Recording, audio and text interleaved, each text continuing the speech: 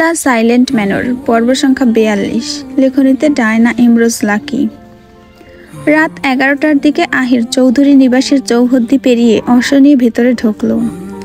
এত রাতে কেউ জেগে নেই বলে ধারণা ছিল, কিন্তু তার ধারণা ভুল। ঘরের ঠিক 9-10 পা পেরিয়ে পশ্চিম দিকটায় আমজাদ চৌধুরী ঝড়ি ঠুকে ঠুকে পায়চারি করছে।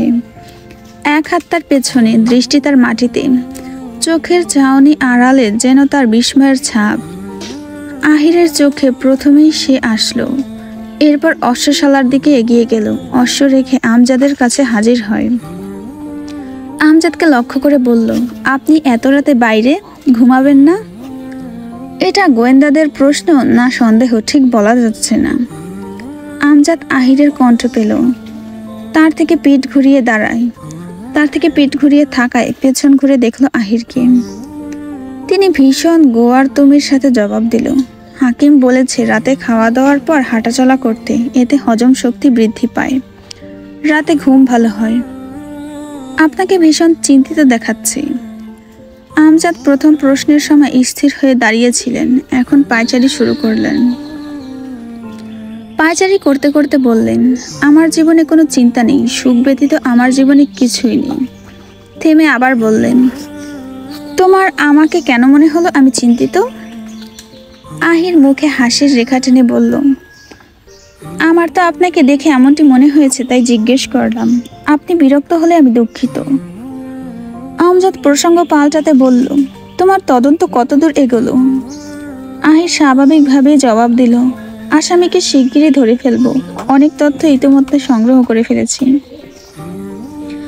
যাও, ভেতরে গিয়ে খাওয়া দাওয়া করো, বিশ্রাম নাও। আহির আর কথা না বাড়িয়ে ঘরের ভেতরে চলে গেল। সিঁড়ি বেয়ে উপরে উঠতে গেলেই সামনে পড়ে বুলবুল। আহির বুলবুলকে বলল, রাফিদ মীর ঘরে আছে? আছে, তবে সাথে একজন লোক আছে, বৃদ্ধা, কেমন যেন চেহারা, আজ এসেছে। বুলবুল দ্য সাইলেন্ট ম্যানের বইটি যিনি পড়তে বলেছে, নিশ্চয়ই তার কথা বলছে। আহির নিশ্চিত হলো। গলা পরিষ্কার করে বলল, আমাদের জন্য চা পাঠাও। এত রাতে চা? বুলবুল যেন অতিরিক্ত প্রশ্ন করলো।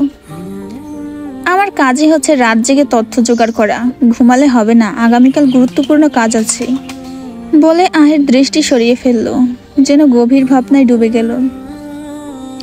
আমি চা নিয়ে আসছি, আর রাতের খাবারটাও আপনারা খেয়ে নিয়েন, আমি টেবিলে রেখে দিচ্ছি। আপনারা বলতে আর কে খায় নাই? সর্দার, মীরবাবু, রাফিদ বাবু আর ওই লোকটা। আমজাদ খায়নি। কথাটা শুনে বিস্মিত হলো আহির। কপাল কিঞ্চিত কুঁচকে ফেলল। আমজাদ রাতে খায়নি, তবে বলল কেন খেয়েছে? রাতে খাওয়া দাওয়ার পরে হাঁটাচলা করলে হজম শক্তি বৃদ্ধি পায়, মিথ্যা বলেছে। আহির খানিকটা বিভ্রান্তি নিয়ে উপরে চলে গেল। তার ঘরের দরজা আগে থেকেই খোলা, ভেতর থেকে সিগারেটের ধোঁয়া আসছিল, গন্ধ আসছিল। আহির ভেতরে প্রবেশ করলো। মীর ও রাফিদ পাশে বসে আড্ডা দিচ্ছে, সাথে সেই অচেনা অশ্বধারী লোকটি। মীরের হাতে সিগারেটের প্রায় শেষ পর্যায়ে, পরনে শুধু সেন্টো গেঞ্জি সাদা রঙের আর কালো রঙের প্যান্ট, যেন শীত পালিয়েছে তার থেকে। অশ্বধারী লোকটি গম্ভীর মুখে বসে আছেন। রাফিদ কিছু বলছিল। মীর আহিরের দিকে তাকিয়ে বলল, অবশেষে আমাদের গোয়েন্দা বাবু প্রেম গোয়েন্দা সেরে এসেছে। আহির ক্লান্তি নিয়ে সোফাতে বসলো, লম্বা নিঃশ্বাসের সাথে বলল, প্রেম গোয়েন্দা করেছি, তবে সেটা সুফিয়ান এবং ফারদিনার। গৌরদের বাড়ি গিয়ে ভালোই হয়েছে। ওর মা দ্য সাইলেন্ট ম্যানের বইটির লেখক সুফিয়ান হায়দারের সম্পর্কে জানে। তাদের শেষ পরিণতি এবং তালুকদার বংশের পরিণতি কিভাবে হয়েছিল, একজন আছেন যিনি আমাদের সমস্ত ঘটনা বলতে পারবেন, ওনার ধারণা। মীর এবং রাফিদ এই কথা শুনে একে অপরের সাথে চোখ আলাপ করলো। অজানা লোকটি চোখ তুলে এবার আহিরের দিকে তাকালেন। আহির এতক্ষণ পরেই তার দিকে চাইল। শ্যামবর্ণের গোলাকার মুখমণ্ডলে চামড়া অনেকটাই কুঁচকে গিয়েছে তার। আগে কখনো তাকে দেখেছে বলে নিশ্চিত হতে পারল না। তিনি বললেন, তাহলে দেরি কেন, এক্ষুনি বেরিয়ে পড়ো। মীর বলল, কে সে, কোথায় থাকে, কোথায় গেলে পাবো তাকে? আহির বলল, ওনার নাম সেলিম, বনজুরি এলাকায় তার বসবাস। এখান থেকে উত্তরে প্রায় 30 কিলোমিটার দূরে অবস্থিত বনজুরি। গৌরীর মা একজন হাকিমের উদ্দেশ্যে কিছু বছর আগে গেলে তার হদিশ পান এবং উনি সব জানেন বলে সে নিশ্চিত। তাহলে আমরা কবে যাব বনজুরিতে? রাফিদ জিজ্ঞেস করলো। আগামীকাল, দেরি করে লাভ নেই, বলল আহির। মীর বলল, সেটাই ভালো হবে। অবশেষে হয়তো জানতে পারবো তাদের শেষ পরিণতি। ভাবলেই আমার শরীর কেমন যেন ঝিম মেরে উঠছে। তবে কোনো কারণে আনন্দিতও হই। কোন কারণে? লোকটি জিজ্ঞেস করলো। হয়তো ভালো কিছু ঘটেছিল, আমার মন বলছে। মন তো অনেক কিছুই বলে, তাই কি হয়? লোকটি বসা থেকে উঠে দাঁড়ালো, বারান্দায় গিয়ে আকাশের পানে চেয়ে রইল। আহির তাকে লক্ষ্য করে বলল, আপনার নামটা বললে ভালো হতো, নয় আপনাকে কি বলে ডাকবো? পরে জানবে, আপাতত চাচা ডাকতে পারো। আহির আর কিছু বলল না। রাফিদ বলল, যত দ্রুত সম্ভব সুফিয়ান এবং ফারদিনার খোঁজ। এরপর মিলনকে যে অনাকাঙ্ক্ষিতভাবে খুন করেছে ওর খোঁজ। এই সমস্যাগুলো সমাধান হওয়ার পর মায়ার বিয়ের আয়োজন করতে হবে। একজন মৌলানা আসবেন আগামীকাল। বাবা তাকে নিয়ে ছেলে পক্ষের সাথে কথা বলবেন, বিয়ের দিনক্ষণ ঠিক করবে। আহির বলল, তোরা হয়তো সংস্কার খুব ভালোই মানিস। বাবা সংস্কার মেনে চলেন। রাফিদ কথাটি বলার পরক্ষণেই অচেনা লোকটি হালকা ঘাড়ে তাদের দিকে ঘুরিয়ে নিচু স্বরে রহস্যময় হাসি দিল। সকালটা আজ নিস্তব্ধ, অথচ চৌধুরী বাড়ির নিস্তব্ধতায় আজ যেন এক ধরনের অস্থিরতা লুকিয়ে রয়েছে। পূর্ব আকাশে সূর্যের আলো ধীরে ধীরে ছড়িয়ে পড়ছে। কড়ি কাঠের ফাঁক দিয়ে সোনালি রেখা এসে উঠানের মাটিতে পড়ছে। পাকা 3 তলা বাড়ির বারান্দা জুড়ে শিশির ভেজা বাতাসের গন্ধ মাটির সঙ্গে মিলেমিশে এক অপূর্ব স্নিগ্ধতা তৈরি করছে। এই শান্ত সকালের মধ্যেও আজ যেন কিছু একটা অভাব, কিছু একটার ভার। উঠানের মাঝখানের পুরনো গাছের ছায়া লম্বা হয়ে পড়ছে, আর সেই ছায়াতে নীরবে বসে আছেন আমজাদ। তার গায়ে সাদামাটা পাঞ্জাবি, চোখ দুটো অন্যমনস্ক। সকালবেলা সাধারণত অনুচারীদের হাঁকডাক, রান্নাঘর থেকে হাড়ির শব্দ, গৃহস্থলীর নিত্য চঞ্চলতা সবই থাকে, কিন্তু আজ সবকিছু যেন বিষণ্ণ সুরে ঢেকেছে। আমজাদের মুখে কথা নেই, দৃষ্টি দূরের ফাঁকা আকাশের দিকে স্থির ছিল, যেন বহুদিনের কোনো গোপন যন্ত্রণা এই স্নিগ্ধ সকালে চেপে বসেছে। অনুচারীরা পাশ দিয়ে চলে গেলেও কেউ সাহস করে জিজ্ঞেস করতে পারল না কী কারণে এমন উদাসী আজ সর্দার। হালকা বাতাস একবার বইতে উঠানের সামিয়ানা দুলে উঠল, আর আমজাদের পাতা নড়া দৃষ্টি যেন একটি দীর্ঘশ্বাস হয়ে ভেসে যায়। বাড়ির প্রতিটি প্রান্তে আজ তার এই অজানা উদ্বেগের ছায়া পড়েছে। তা কেউ না জানলেও শালুক অনুভব করছে এই সকাল অন্য দিনের মতো নয়। গতকাল নাম না জানা অচেনা ব্যক্তির সাথে দেখা হয়েছিল আমজাদের। মীর এবং রাফিদ পরিচয় করিয়ে দিয়েছে তার সাথে। বলেছিল দ্য সাইলেন্ট ম্যানের বইটি সেই ঘটনা ঘিরে তার সাথে পরিচয়। আমজাদ আগে থেকে গল্প উপন্যাসের কাহিনী বিশ্বাস করেন না। গতকাল এই বিষয়ে এড়িয়ে গিয়ে বললেন, তোরা বাচ্চামি করছিস, কর, এসবে আমায় জড়াবি না। এরপর লোকটির সাথে আর কথা হয়নি। লোকটি দাঁড়িয়ে আছে বাগানের একটি ফল গাছের সামনে। লক্ষ্য গাছের দিকে থাকলেও ভাবনা অন্য কিছু। আমজাদ এমনটি ভাবছেন। আমজাদের সামনে বেতের চেয়ার, 1 কাপ চা রাখা, খাচ্ছেন না। শালুক দরজার সামনে এসে কভার করে দেখে গিয়েছেন আমজাদকে। তাকে উদ্বিগ্ন দেখে শালুক চিন্তিত হলো। তিনি পুনরায় এসে দাঁড়িয়ে আছে সদর দরজার সামনে। দরজার চাপা থেকে দেখছেন আমজাদকে। কেউ হঠাৎ করে চুপচাপ হয়ে গেলে অবশ্যই তাকে জিজ্ঞেস করা উচিত কি হয়েছে। শালুক জিজ্ঞেস করবেন ভেবে আমজাদের দিকে এগিয়ে আসলেন। তার বাঁ পাশে দাঁড়িয়ে আদবের সাথে বললেন, শুনছেন? আমজাদ শালুকের প্রথম ডাকে দৃষ্টি ঘোরালেন, তার দিকে তাকালেন, বললেন, কিছু বলবে? গতকাল থেকেই দেখছি আপনি হঠাৎ চুপচাপ হয়ে আছেন। কিছু হয়েছে? মিলনকে নিয়ে ভাবছেন না তো? যা হওয়ার হয়েছে। মিলনের মৃত্যু হয়তো ওভাবেই লেখা ছিল, অন্যের হাতে। তবে খুনি যেই হোক, ওকে শিগগিরই আহির শনাক্ত করে ফেলবে। আমাদের কারখানা যতটুকু দুর্নাম ছড়িয়েছে, সুনাম আবার ফিরে আসবে। আমজাদের কোনো জবাবের আশা যেন শালুক করলেন না। নিজে প্রশ্ন করে নিজেই জবাব দিলেন। আমজাদ শালুকের দিকে কটমট চোখে তাকালেন। শালুক দৃষ্টি নত করে ফেলল। আমজাদ বললেন, মহিলাদের বুদ্ধি বেশি, অকাজের বুদ্ধি। আমি যা ভাবছি সেসবের সাথে তোমার ভাবনার কোনো অংশ মেলেনি।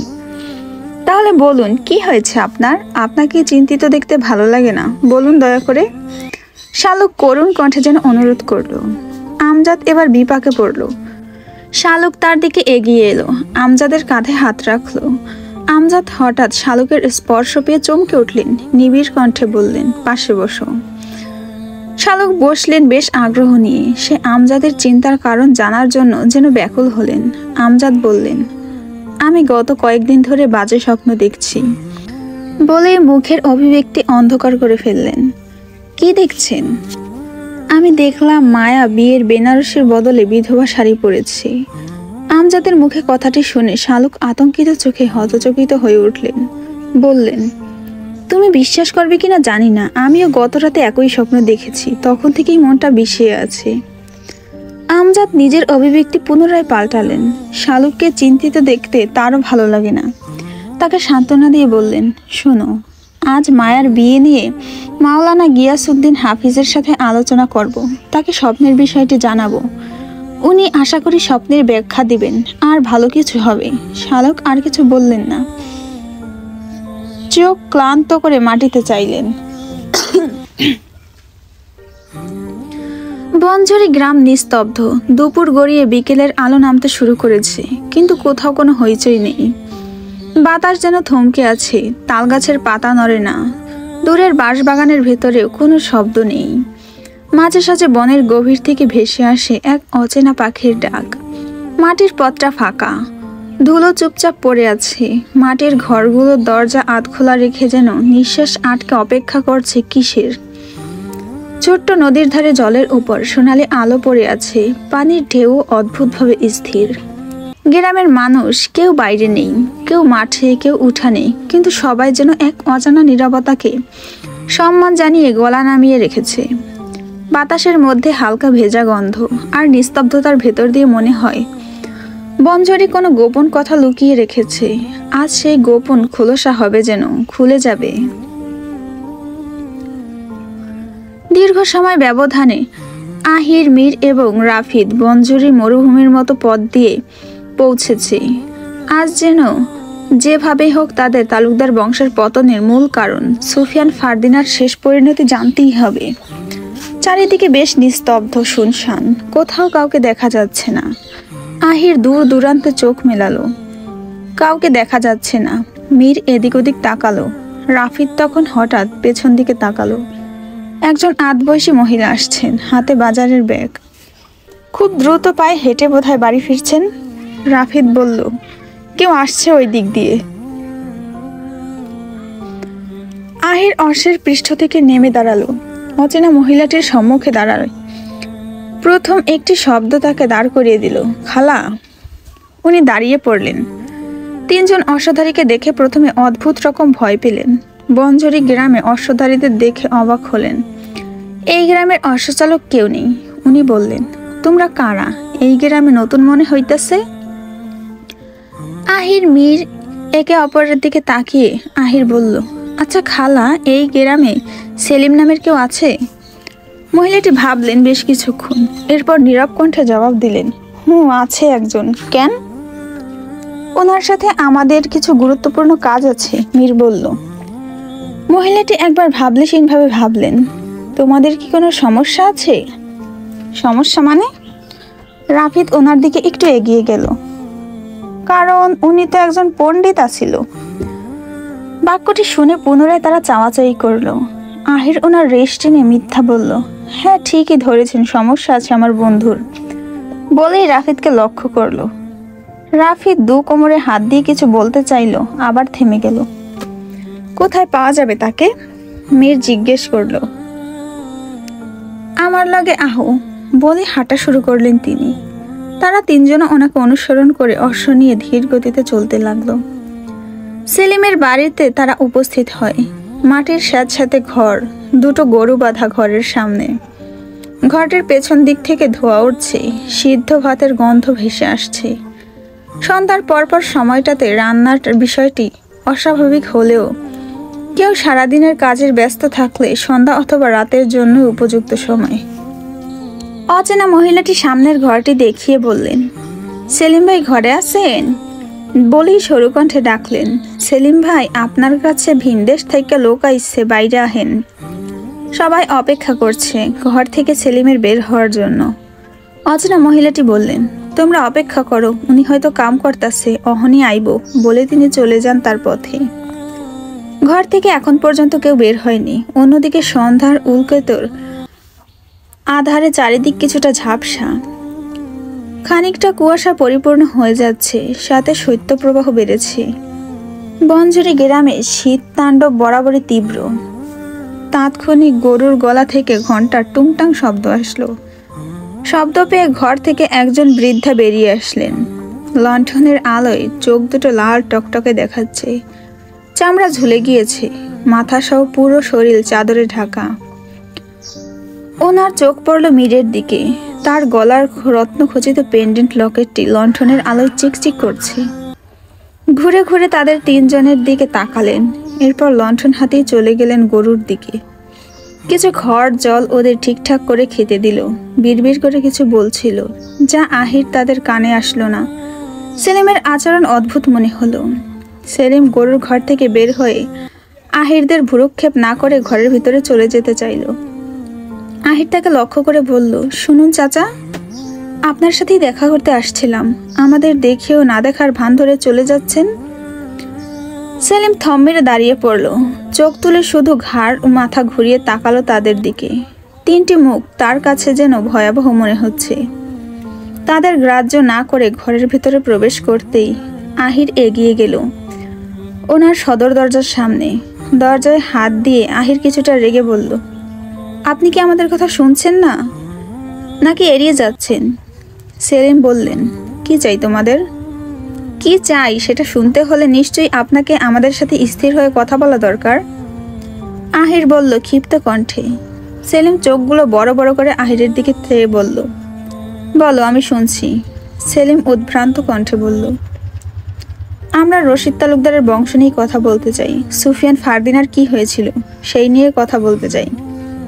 আমরা সংবাদ পেয়ে এসেছি, আপনি এই বিষয়ে সব জানেন, তাই কিছু না লুকিয়ে সবটা বলুন। সেলিমের হাতটি হঠাৎ করেই কেঁপে উঠল। লণ্ঠন নড়ছে অস্বাভাবিকভাবে, সাথে চোখ দুটো মার্বেলের মতো বড় বড় হয়ে গিয়েছে। আহির দরজা থেকে হাত সরিয়ে ফেলল। মীর এবং রাফিদ ঘরের বারান্দায় এসে দাঁড়ালো। সেলিমকে কাঁপতে দেখে মীর বলল, আপনি ঠিক আছেন? সেলিম কোনো কথা না বলেই শান্ত হলো। নিজেকে সামলে বললেন, ভেতরে এসে বসো। সেলিমের চুলায় ভাত ছিল, পেড়ায় ভাত পরিপূর্ণ সিদ্ধ হয়েছে। ভাতটা তোলায় কথা বলে রান্নাঘরে আসলো। আহির আড়ালে নজর রাখলো ওনার উপর, যদি পালিয়ে যায়। কাউকে প্রমাণ ব্যতীত কোনো কিছুর জন্য মিথ্যা দোষ দেওয়া, সন্দেহ করা মোটেও উচিত নয়, কিন্তু একজন ডিটেকটিভের মন এখন সর্বদা সন্দেহে ভরপুর থাকে। সেলিমে ভাত তুলে কাঁপা কাঁপা শরীরে ঘরের ভিতরে এসে বসলেন পিড়িতে। আহির, মীর, রাফিদ একটি পার্টিতে বসে আছে। আহির বলল, এবার বলুন, কি হয়েছিল সেদিন?